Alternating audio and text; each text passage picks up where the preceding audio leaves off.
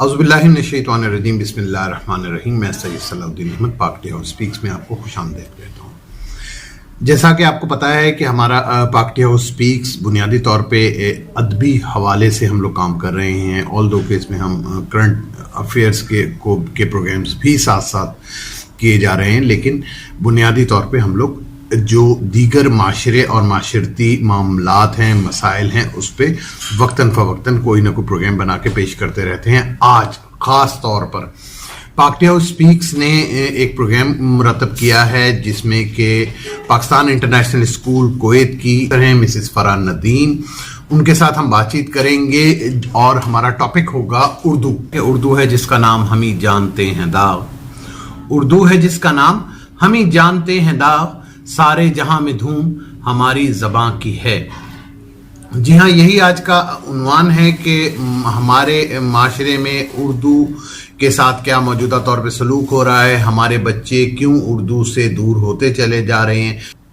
تو آئیے چلتے ہیں انٹرویو کی طرف۔ آج ہم نے جنہیں اپنے پروگرام میں مدعو کیا ہے وہ ہیں مسز فرح ندیم۔ ان کا تعلق ہے پاکستان انٹرنیشنل اسکول کویت سے۔ آپ ایک ایجوکیشنلسٹ ہیں اور ہم ان سے اردو پڑھاتی ہیں۔ اردو اورینٹل کالج لاہور کی گریجویٹ ہیں اور اردو کے حوالے سے ہم ان سے بات چیت کریں گے کہ ایسی کیا وجہ ہے کہ موجودہ جنریشن اردو کو پسند نہیں کرتی، اردو میں نہیں پڑھتی، اردو میں بات کرنا بھی کہیں نہ کہیں اپنی حد تک فیل کرتی ہے، اور محسوس یہی ہوتا ہے کہ کوشش کرتے ہیں کہ زیادہ سے زیادہ الفاظ اپنی بات چیت میں انگلش میں شامل کرتے ہیں۔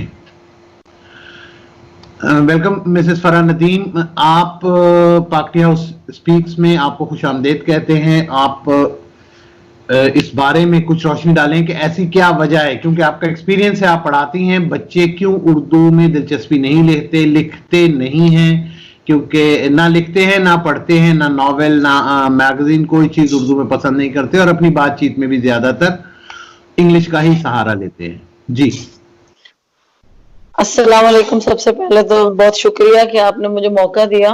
بڑی مدتوں سے یہ ایک ڈیبیٹ ہے، مجھے لگتا ہے یہ ڈیبیٹ 72-73 سال ہی پرانی ہو گئی ہے کہ آخر زبان اردو کو وہ درجہ کیوں نہیں دیا گیا جو اسے ملنا چاہیے تھا۔ آپ کو پتہ ہے قیام پاکستان کے بنیادی اغراض و مقاصد میں سے ایک مقصد زبان بھی تھا۔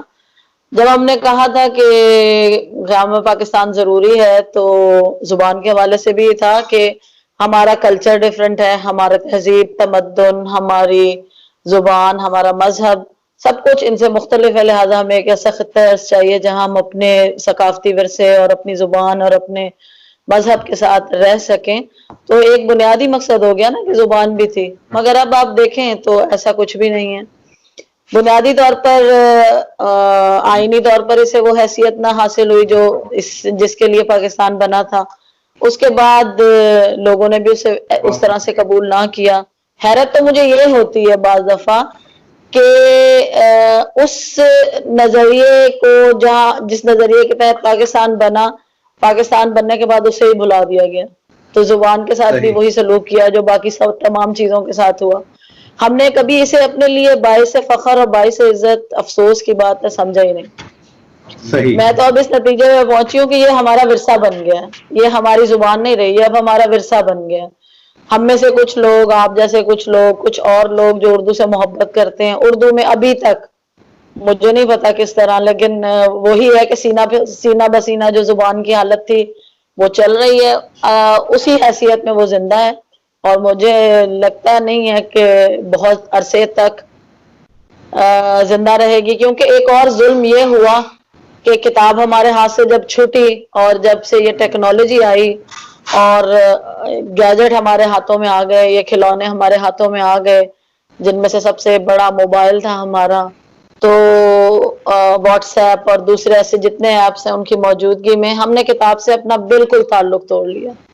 ہماری اس نسل تک یہ تعلق رہ گیا۔ ٹھیک ہے، اس میں کیا آپ یہ نہیں سمجھتی کہ اس میں زیادہ قصور بچوں سے زیادہ ان کے والدین کا ہے؟ کیونکہ والدین نے کتابیں پڑھنی چھوڑی، والدین کے ہاتھ میں اب ہماری جنریشن ہے، آپ کی جنریشن ہے، کیا اس میں قصور آپ کیا سمجھتی ہیں کہ ہمارا زیادہ ہے یا ہمارے بچوں کا زیادہ ہے؟ کیا ہم ڈیلیور نہیں کر پائے؟ ہم سے پہلے بزرگوں نے ہمیں ڈیلیور کیا تھا، آپ کیا سمجھتی ہیں؟ بنیادی طور پہ مسئلہ تو یہی ہے، دیار غار میں 25-30 سال سے رہنے کے باوجود مجھے یہ محسوس ہوتا ہے کہ ہمارے پاس ہم اپنے بچوں کو وہ کچھ دے ہی نہ سکے. اخبار چھوٹ گیا، یہاں اخبار صرف ایک اردو اخبار نکلا کرتا تھا، وہ بھی اب گزشتہ 15 سال سے نہیں نکل رہا. تو اخبار سے تعلق ٹوٹ گیا، کتاب سے تعلق ٹوٹ گیا. پھر ایک ایسی لہر، ہم انگریزوں نے ہم نے انگریزوں سے آزادی حاصل کر لی، ذہنی طور پر ہم ابھی بھی ان کے غلام ہیں. مجھے سمجھ نہیں آتی، ہم کبھی بھی، میں اتنی پیرنٹس ٹیچر میٹنگز ہوتی ہیں، اتنے والدین سے ملاقات ہوتی ہے، اتنا اردو کے لیے کام کیا، کچھ تھوڑا بہت لکھا بھی، کچھ تھوڑا بہت پڑھا بھی، مگر یہ کہ کوئی اس زبان سے خوشی نہیں ہوتا، کوئی اسے اپنے لیے سرمایہ ہی نہیں سمجھتا. ہم اس کے ساتھ چپکے ہوئے ہیں، اور کب تک چپکے رہیں گے؟ یہ بھی بہت ایک قلیل سی مدت زندگی تک ہی ہے. اب آپ دیکھ لیں، قصور اصل میں ہمارا ہی ہے، ہماری نسل کا ہی ہے. ہم نے کوشش ہی نہیں کی. ہم نے کیوں یہ چاہا کہ ہمارا بچہ صرف انگریزی اسکول میں ہی پڑھے؟ اس میں میں بھی شامل ہوں، میرے سارے بچے انگریزی اسکولوں میں پڑھے، ہم بھی شامل ہیں.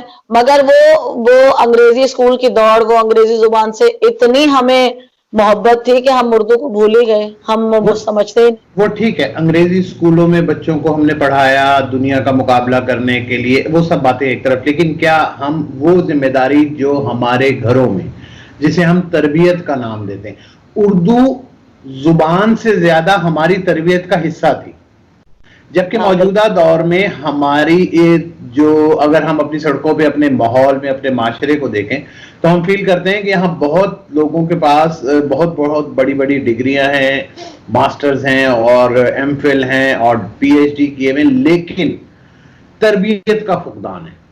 تو زبان کا نہ ہونا بھی، یا زبان کا استعمال نہ کرنا بھی، اور اس طرح سے ہماری معاشرتی جو روایات اردو زبان کے ساتھ جڑی ہوئی تھی، ان سے اپنا قطع تعلق کر دینا ہماری بربادی کی ذمہ داری اس پہ بھی عائد ہوتی ہے. بالکل. آپ یہ دیکھیں کہ آپ کو بھی اچھی طرح سے یاد ہوگا ہمارے بچپن کا زمانہ. پنجاب میں ہم رہے، ساری عمر پنجاب میں ہمارا بچپن گزرا. پنجاب کے لوگ تو بڑا فخر سمجھتے تھے کہ ہمارے بچے اردو بولیں. ایسے پنجابی گھرانوں کو میں اب بھی جانتی ہوں جن کے بچوں کو پنجابی نہیں آتی، جو بڑے فخر سے اردو بولتے تھے، اردو سیکھتے تھے. صحیح. پھر جہاں پیسے کی ویلیو آ گئی نا، پیسے کو ہم نے بڑی اہمیت دی، تو ہم نے زبان کو چھوڑ دیا بدقسمتی سے.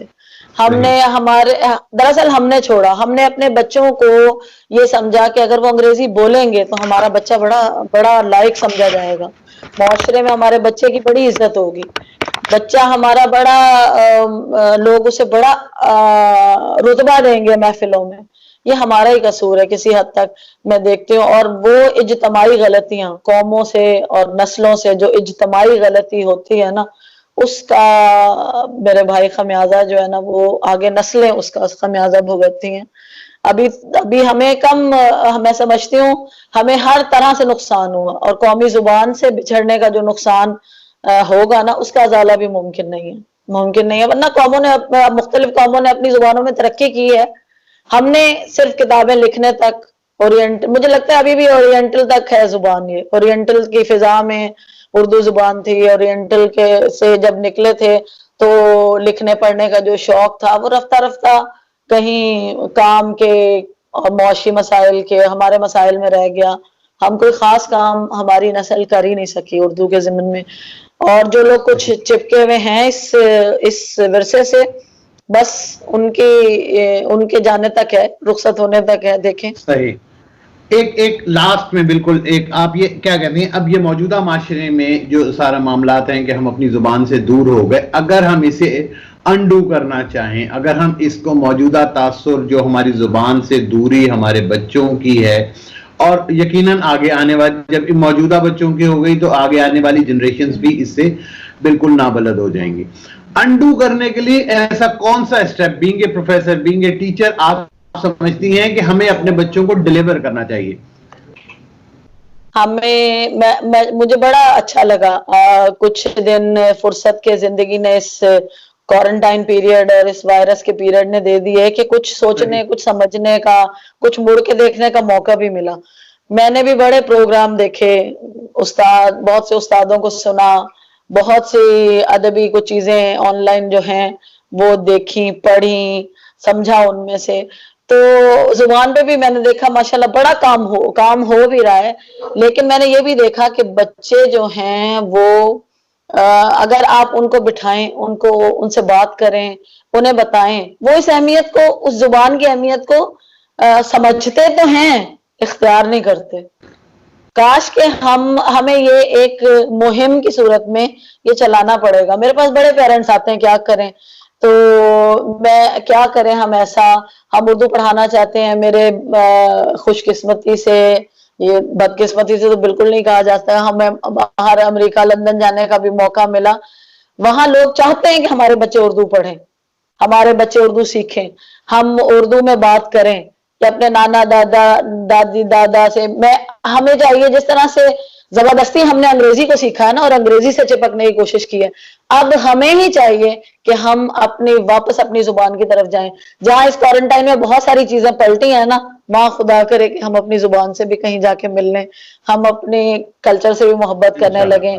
हम ये कलौंजी और अदरक और हल्दी तक पहुंच गए ना, वैसे दुआ करें कि अपनी जुबान तक भी पहुंच जाए, लोग इसको भी ये समझें कि नहीं, हमारी जो है वो फलाह जो है ना अपनी चीजों में वापसी पर ही है।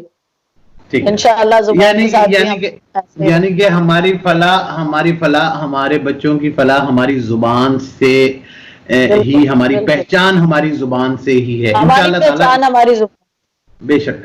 आप देखें ना कितना काम करने की जरूरत है। हम पढ़े लिखे लोग हैं, हम पढ़े लिखे हैं अपनी जुबान में, हम अपने बच्चों को अलिफ बात वही अलिफ बेते क्यों नहीं सिखाते, वही कहानियां हफीज जालंधरी की क्यों नहीं पढ़ते, वही नज़में उनकी क्यों नहीं गाते, वही इकबाल की यानी पहाड़ और गुलहरी क्यों नहीं पढ़ते। वो आ जाएगा इंशाल्लाह।